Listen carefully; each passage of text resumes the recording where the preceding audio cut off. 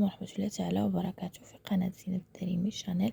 اليوم غنشارك معكم هذه الوصفة اللي هي اقتصادية وسهلة التحضير. وهذه الوصفة ما نقلتها من حتى شي قناة، انما وصفتي الشخصية شخصيا انا.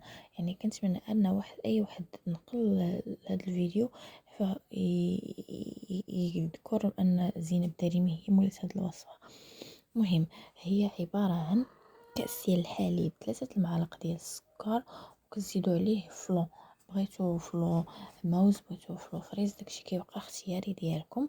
مهم، وكنخلطوا المكونات على البارد، كنخلطوا حتى كيندمج داكشي، وكنزيدو الملون ديالنا اللي بغينا. انا اختاريت الازرق، نتوما اختاروا اللي بغيتو طبعا. وكنخلطوا المكونات ديالنا حتى كتذوب. ديك الساعات كنحطوها فوق البوطه، كطيب على نار مهيله على خاطرها ماشي لدرجة انه تكون شوية عاقدة، انما تكون مرخوفة. ومن بعد كنزيدو عليها حتى الاخير، كنزيدو عليها جيلاتين، الورق اللي كنا حاطينه في اناء يطرخ علينا، ولدات البودر فهو بحال يعني بحال.